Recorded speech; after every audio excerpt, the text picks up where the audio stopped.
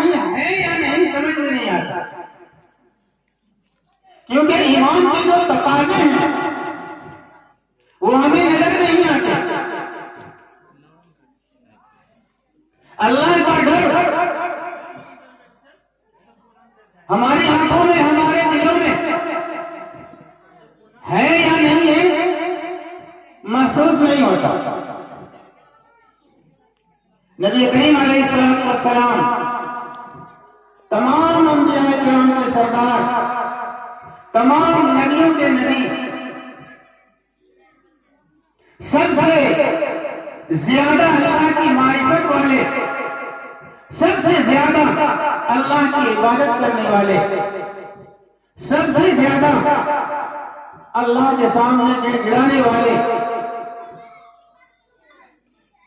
अल्लाह से कैसे डरते थे, अल्लाह से कैसे डरते थे, कितना डरते थे, अगर उनको सुना जाए और दिल से सुना जाए तो ऐसा मालूम होगा कि हमारा ईमान तो है नहीं है, खत्म खत्म। बुखारी और मुस्लिम शरीफ की हदीस है, और हदीस की किताबों में बुखारी और मुस्लिम शरीफ ये वो किताबें हैं जो तमाम हदीस की किताबों में सबसे ज्यादा मोतबर, सबसे ज्यादा सही, सबसे ज्यादा मजबूत। यहां तक के मुहद्दिसीन का, उलमाए किराम का ये कहना है कि बुखारी शरीफ और मुस्लिम शरीफ हदीस की वो किताबें हैं जिनमें कोई भी हदीस ऐसी नहीं है जिसको ये कह दिया जाए कि ये हदीस कमजोर है, या इसको बयान करने वाले कुछ ऐसे हैं कि इस हदीस पर एतबार कम होता है। यानी सारी की सारी हदीसें सही। ये वो मकाम, इन दोनों किताबों में वो हदीस मौजूद है।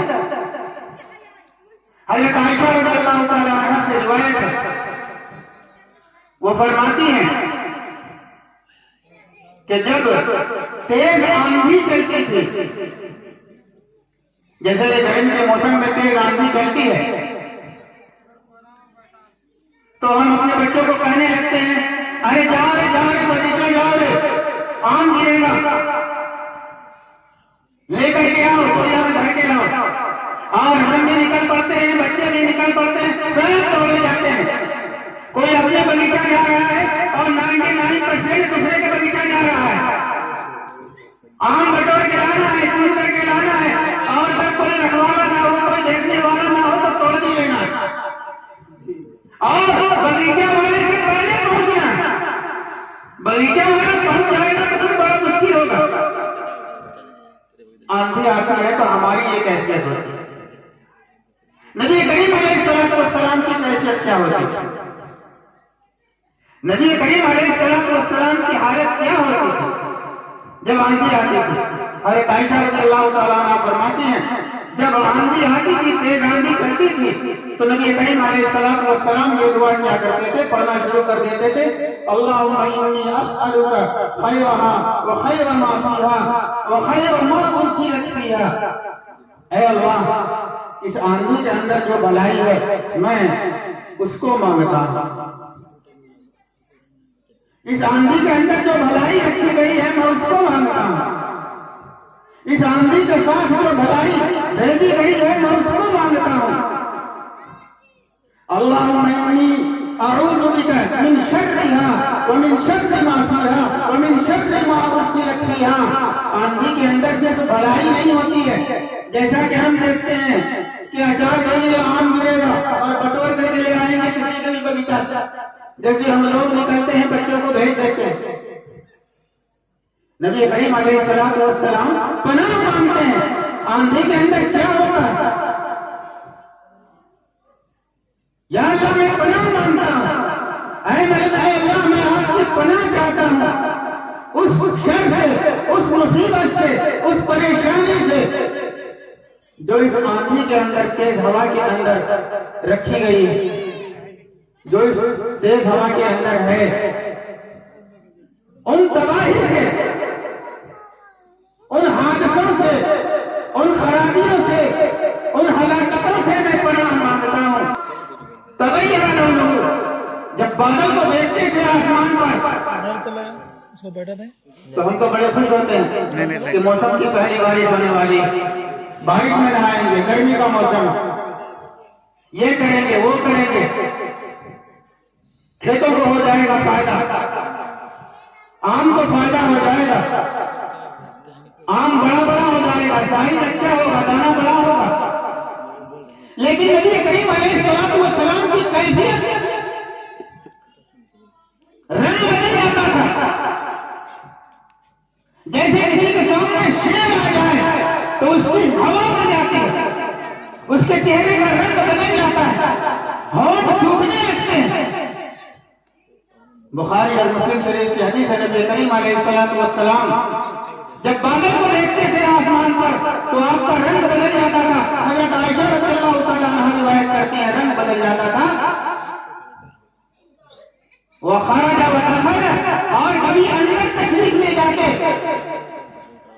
खौफ और डर की वजह से, और कभी बाहर तशरीफ लाते, वहां खड़ा और कभी आगे बढ़ते और कभी पीछे हटते। ये नबी करीम अलैहिस्सलाम की कैफियत होती। एक तो रंग का बदल जाना, और एक कभी अंदर जाना घर के, कभी बाहर आना, और कभी आगे बढ़ना, कभी पीछे हटना। आप समझते हैं कि ये कैफियत किस वक्त में पैदा होती है? खौफ और डर के वक्त में पैदा होती है। हज़रत आयशा रज़ियल्लाहु तआला अन्हा ने इस कैफियत को पहचान लिया। फ़अरफ़त आयशा फ़सअलत, हज़रत आयशा रज़ियल्लाहु तआला अन्हा ने इस कैफियत को पहचाना कि नबी करीम अलैहिस्सलाम की हालत बिल्कुल बदल जाती है। कभी घर के अंदर तशरीफ ले जाते, कभी घर से बाहर तशरीफ लाते, कभी आगे बढ़ते, कभी पीछे हटते।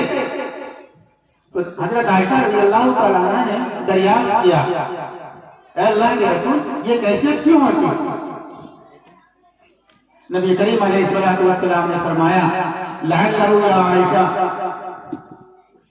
कमा क़ाल कौम आद, ऐ आयशा, हो सकता है कि इस आंधी के अंदर और इस बादल के अंदर जो आसमान पर हमें नजर आता है वो अज़ाब आ जाए जो कौम आद पर आया था।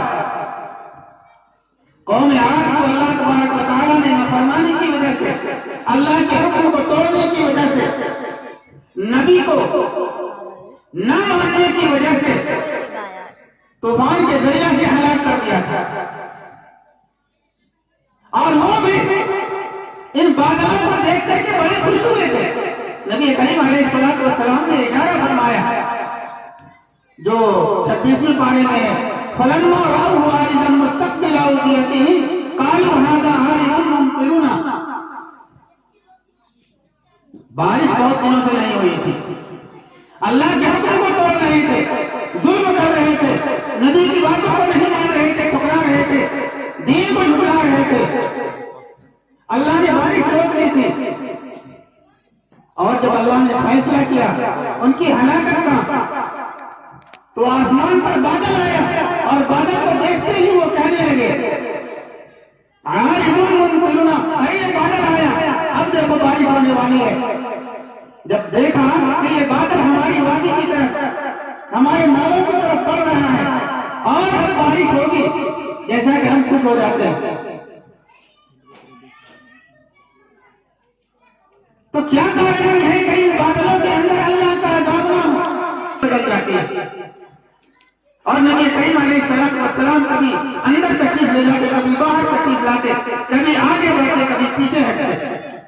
हमारी क्या कैफियत है? हमारी क्या कैफियत है? हमने तो अल्लाह को बिल्कुल ही भुला दिया, अल्लाह के रसूल को बिल्कुल ही भुला दिया। अल्लाह की दी हुई बेशुमार नेमतों का हम इस्तेमाल करते हैं, शुमार नहीं है। अल्लाह अगर हमें खाना ना दे, पीना ना दे, भूखा रखे, फिर भी इतना इंसान है अल्लाह का कि शुमार में। अल्लाह तबारक तआला फरमाता है, ऐ इंसान, मेरी तरफ से तुम्हें धोखे में किसने डाल दिया?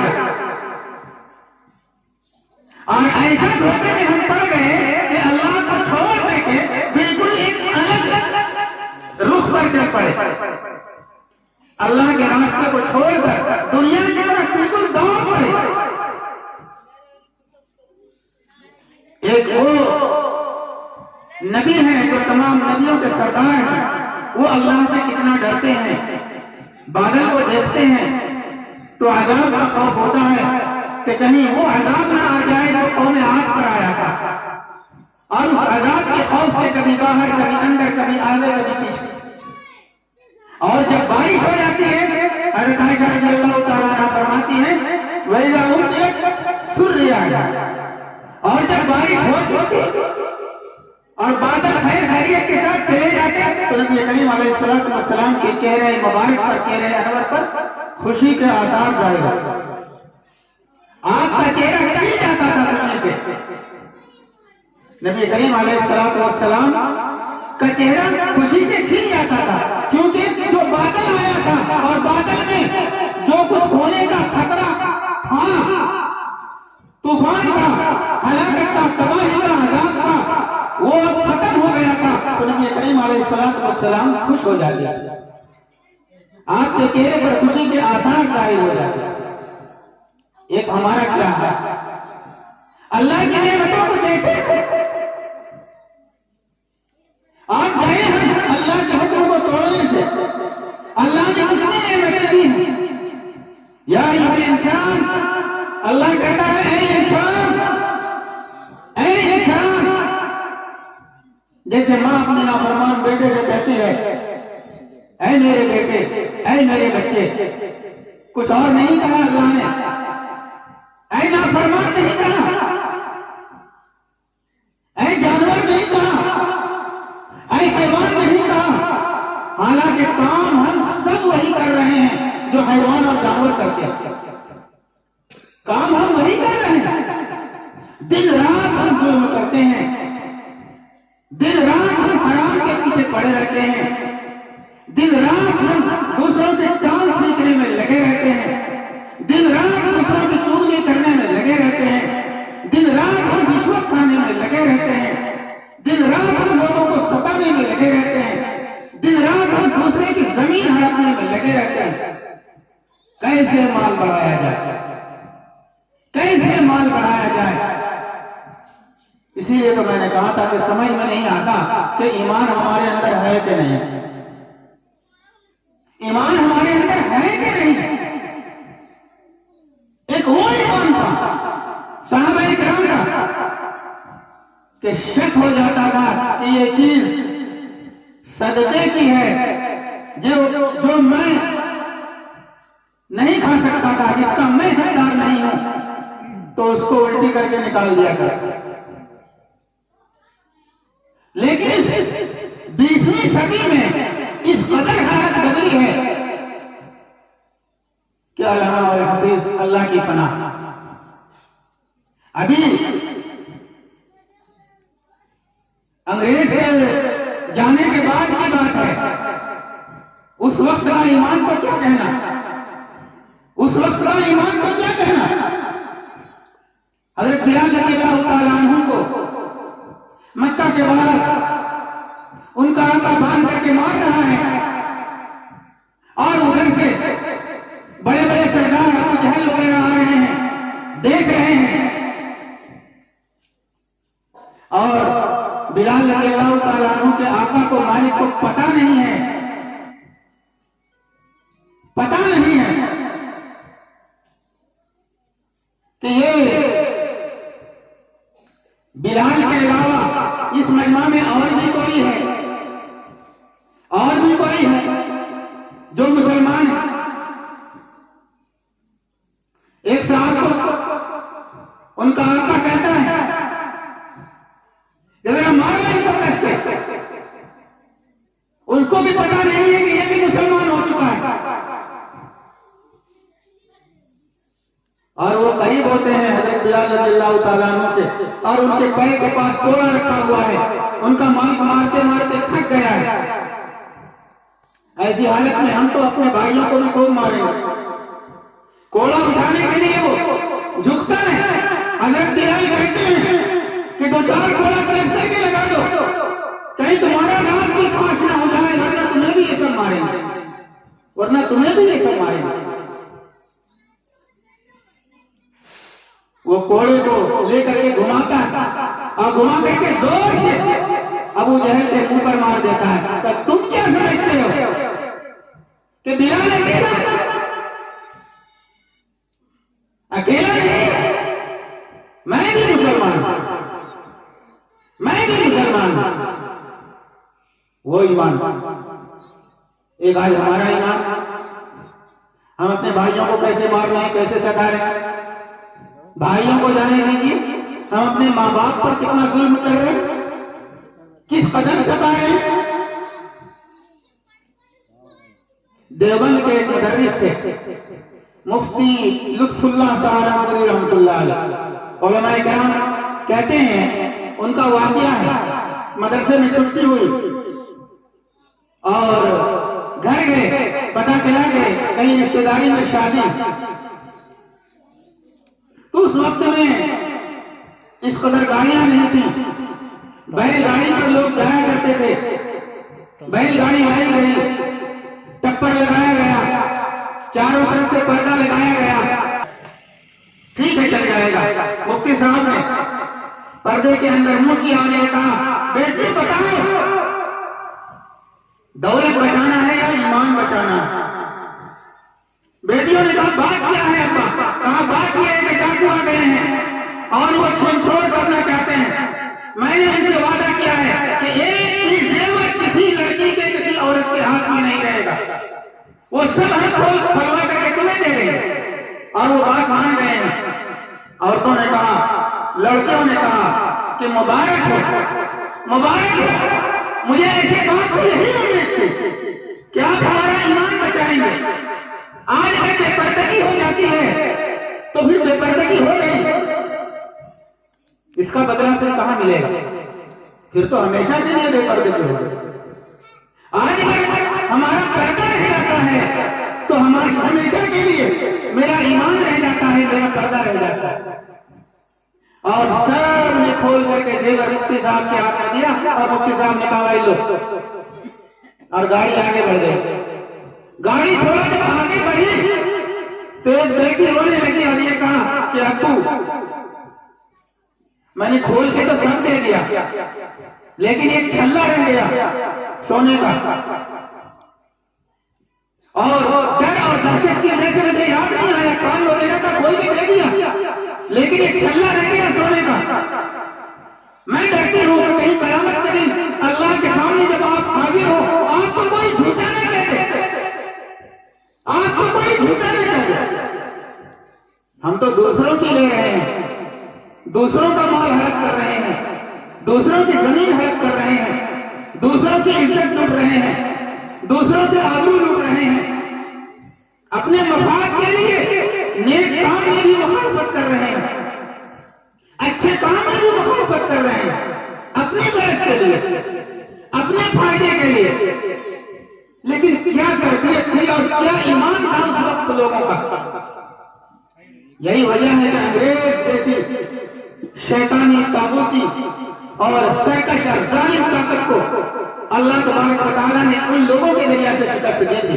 और आज भी ऐसे ईमान वाले खड़े हो जाते हैं तो सुपर पावर भी दुम दबा करके भागता है, सुपर पावर दुम दबा करके ऐसा भागता है कि उसको खबर नहीं होती है कि मेरा कितना असासा, कितना सामान अरबों का रह चुका है। ऐसा दुम दबा के सुपर पावर भागता है। शर्त यह कि ईमान हो, शर्त यह है कि ईमान। मुफ्ती साहब को जेवर वो छल्ला खोल करके देती है बेटी, और छल्ला खोल करके देने के बाद मुफ्ती साहब कहते हैं कि मैं देखता हूं तुम यहाँ रुको। वो लोग कहाँ, चूंकि वादा था दे देने का, सब वादा खिलाफी हो रही है, मैं वादा खिलाफी नहीं करना चाहता। वो दौड़े जाते हैं उस बुढ़ापे में, डाकू नजर आता है, उसको भागने की जल्दी नहीं थी, तो जब डाकुओं ने जब देखा कि मुफ्ती साहब आ रहे हैं तो उन लोगों ने कहा कि हो सकता है पुलिस आ रही हो, भागो भागो, इनके पीछे पुलिस आ रही हो। मुफ्ती साहब ने कहा रुको, कोई पुलिस नहीं, मैं अकेला हूँ। अरे ये एक जेवर और रह गया था, ये ले लो, तुमसे ये वादा था कि सब चीज मैं दे दूंगा, कोई जेवर नहीं रखना है, वादा खिलाफी हो रही थी, ये ले लो तुम, अल्लाह के सामने मुझे झूठा न कहा जाए। वो डाकू कहते हैं, मुफ्ती साहब वहां जाते हैं और मुफ्ती साहब सबसे पहले माफी मांगते हैं मुझसे, ये वादा खिलाफी हुई। और डाकुओं ने जब ये सुना कि मुफ्ती साहब इतनी सी बात के लिए यहाँ आए हैं, तो उन डाकुओं ने कहा सब जेवर तुम ले लो, तुम्हें ये डर है कि वादा खिलाफी हो गई डाकुओं से, जबकि दौलत तुम्हारी है, जेवर तुम्हारा है, हम तुम्हें अपने रब की तरफ से जो करीब है किसने धोखे में डाल रखा है। तुम जुल्म करते हो तो अपने पैरों से कुचलते हो, अल्लाह ने तुम्हारे पैरों को नहीं तोड़ा। तुम बदनजरी की निजात के बाद से दूसरों को देखते हो, बेटियों को देखते हो, माओं को देखते हो, बहनों को देखते हो, दूसरी की बात नहीं, दो हाथ दिए, दो पैर दिए, खूबसूरत बदन दिया, सब चीज मुकम्मल बनाया।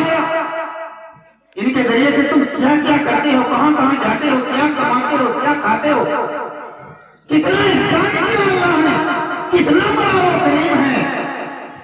तुम बदकारी करते हो, अल्लाह तुम्हारा तुम्हें हलाक नहीं कर डालता। तुम जुल्म करते हो, अल्लाह तुम्हारी पकड़ नहीं खुलवाता। कितना करम करता है, कितना ढेर देता है, और तुम अल्लाह की तरफ से धोखे में पड़ गए, दुनिया की तरफ दौड़ पड़े और ऐसा दौड़े कि अल्लाह को भुला दिया, अल्लाह के नाम को भुला दिया, अल्लाह के जिक्र को भुला दिया। अल्लाह जब पकड़ना चाहेगा, अल्लाह जब सजा देना चाहेगा तो कोई नहीं बच पाएगा। जैसा कि कौम आद को हलाक किया, हदीसों में आता है और कुरान कहता है कि कुछ भी नहीं बचा, सारी कौम हलाक हो गई। ऐसा हलाक कर डाला अल्लाह ने। क्या समझते हो? तो वादे से पानी बचाएगा, बल हुआ मुस्तक़बिल तुम नहीं रेहुल हुई आजाद नहीं। अरे ये तो वही आजाद है जिसकी तुम जल्दी मचाया करते थे। रेहुल हुई, हाँ तूफान है इसमें, तेज आंधी है इसमें, अजाब है, दर्दनाक अजाब है। तुदब्बिरु कुल्ल शैइन बिअम्रि रब्बिहा, अल्लाह के हुक्म से हर चीज को तबाह करने वाला अजाब है। फासबहू ला युरा इल्ला मसाकिनुहुम, कौम आद पर ऐसा अजाब आया कि फिर आज के बाद कल वो ऐसे रह गए कि कुछ भी नहीं था, घर ही रह गए थे उनके पास। आज भी उनके खंडरात मिलते हैं सऊदी अरब में, आज भी कौम आद और कौम समूद के खंडरात मिलते हैं। पहाड़ों में मकान बनाया था, अल्लाह ने स्वयं को हलाक कर डाला। क्या हम उस इंतजार में अल्लाह से हम गए और अल्लाह के हुक्म को माने, तौबा करें, गिड़गिड़ाएं, हरामकारी से बचें, हरामखोरी से बचें, दूसरों की इज्जत खराब करने से बचें, दूसरों को बेइज्जत करने से बचें। हर एक का हम इज्जत करें, माँ की इज्जत करें, बाप का इज्जत करें। आज माँ से हम बदनाम हो जाते हैं, बाप से बदनाम हो जाते हैं तो हमें क्या मिलता है? लेकिन माँ बाप जिससे बच्चे बदनाम हो जाते हैं वो तो जिंदा मर जाते हैं। मेरे मुहतरम बुजुर्ग और दोस्तों, ये बच्चा पढ़ रहा था ना, आपने सुना कि मुअज्जिन का बड़ा मकाम है, लेकिन हमारे यहाँ अभी इस वक्त इस दौर में 14वीं सदी में 20वीं 21वीं सदी में मुअज्जिन का क्या मकाम है? मुअज्जिन पुकारता है अल्लाह की तरफ से, हय्या अला सलाह, आओ नमाज की तरफ, हय्या अला फलाह, आओ कामयाबी की तरफ। हम कहते हैं कामयाबी दुनिया में, दुनिया की तरफ दौड़े रहते हैं और ऐसे दुनिया में पड़े रहते हैं कि घर में रहकर के भी नमाज नहीं पढ़ते, घर में रहकर भी नमाज नहीं पढ़ते। अल्लाह का कितना बड़ा एहसान है। हम अपने बेटे को अगर 2-4 मरतबा किसी बात का हुक्म करें, न माने तो घर से निकाल देते, चल तू मेरी बात नहीं सुनता, तेरा यहाँ कुछ भी नहीं। अल्लाह कितना एहसान करता है और सैकड़ों बार कुरान में हुक्म करता है नमाज पढ़ो नमाज पढ़ो, हम नमाज़ी नहीं पढ़ते, हम नमाज़ी नहीं पढ़ते। हम अल्लाह के सामने झुके, रमजान आ रहा है, तौबा कर लें और अभी से नमाज शुरू कर दें इंशाअल्लाह। और इस तरह के दीन के कामों में मदद करें, दीन की महफिलों के लिए मदद करें, दीनी मदारिस के लिए मदद करें, मस्जिदों के लिए मदद करें। ये मस्जिद और मदरसे ये दीन के किले हैं। मस्जिद नहीं होगा, मस्जिद नहीं होगा, नमाज नहीं होगी, नमाज नहीं होगी तो फिर दीन खत्म हो जाएगा। मदरसा नहीं होगा, नमाज सिखाने वाला नहीं होगा, मदरसा नहीं होगा, कुरान की हिफाजत करने वाला नहीं होगा, मदरसा नहीं होगा, हिफाजत करने वाला नहीं होगा, मदरसा नहीं होगा, रसूल की हकीकत बयान करने वाला नहीं होगा, मदरसा नहीं होगा, नबी की पहचान बताने वाला नहीं होगा। और जब नबी की पहचान और कुरान की पहचान जब खत्म कर देंगे हम तो फिर दीन भी नहीं होगा। और जब दीन नहीं होगा तो अल्लाह का अज़ाब आ जाएगा, अल्लाह का अज़ाब आ जाएगा। अल्लाह के अज़ाब से हम डरें, अल्लाह के अज़ाब से हम डरें। ये मदरसे और मस्जिद का दुफैल है, मदरसे और मस्जिद का कर्म है कि अल्लाह तबारक व तआला ने हमें यहाँ बैठाया है सुनने के लिए। ये उलमाए किराम का ये एहसान है कि वो सिर्फ पेट भरने के बदले में अल्लाह के दीन को फैला रहे हैं और वो आप तक पहुंचा रहे हैं। मैं तो समझता हूं कि जिस वक्त मैं आया था दारुल से फारिग होकर के, यहाँ एक भी हाफिज नहीं था। ये तहफीजुल कुरान का सदका है कि अल्लाह तबारक व तआला ने इतने हाफिज पैदा कर दिए कि इनको अब जगह नहीं मिलती है तरावी बनाने की। हमारे यहाँ बाहर से आता है और मैंने देखा है, हम उम्र लोगों ने देखा होगा कि इस मस्जिद में कभी कभी ऐसा होता था कि मुअज्जिन आता था, अज़ान देता था, नमाज पढ़ता था, चला जाता था। ये अभी अब जो है 200-300 नमाजी हो जाता है। और सिर्फ इसी मस्जिद में नहीं, जितने भी मस्जिद है सब में नमाजी होते हैं। फजर के वक्त में एक सब नमाजी हो जाते हैं। ये उलमाए किराम की बरकत। ऐसे कामों में मदद करें। और ये मदरसे वो मरकज हैं जिसकी वजह से दीन कायम है और दीन ही नहीं दुनिया कायम है। अरे हम तो सोते रहते हैं और जिस वक्त हम सोते हैं मदरसे में छोटे छोटे बच्चे कुरान पढ़ते रहते हैं, नींद आती है, आमते हैं, झूलते हैं, अल्हम्दुलिल्लाह रब्बिल आलमीन, फिर झूमते हैं, फिर अल्हम्दुलिल्लाह रब्बिल आलमीन, रट लगाते हैं। वहीं से आपको ईमान मिलता है, वहीं से आपको मुअज्जिन मिलता है। हमने क्या कदर की है मुअज्जिन की? मुअज्जिन पुकारता है अल्लाह की तरफ से, अल्लाह बुलाता है मस्जिद आओ, काहे के लिए? हैया अलल फलाह, कामयाबी के लिए। जब हम मस्जिद नहीं आते हैं कामयाबी लेने के लिए तो तबाही तो आएगी, चाहे मोदी की सूरत में आए या योगी की सूरत में आए, अमेरिका की सूरत में आए या रशिया की सूरत में आए या चाइना की सूरत में आए, तबाही तो आएगी। अल्लाह तबारक तआला हमें तौफीक अता फरमाए नबी करीम अलैहिस्सलातु वस्सलाम की शरीयत पर चलने की, सुन्नत पर चलने की, कुरान और हदीस को हासिल करने की और कुरान और हदीस की इशारत का फैलाने का, पढ़ाने का, तालीम का काम जहाँ से हो रहा है उनकी मदद करने की तौफीक अता फरमाए। सुभान अल्लाह।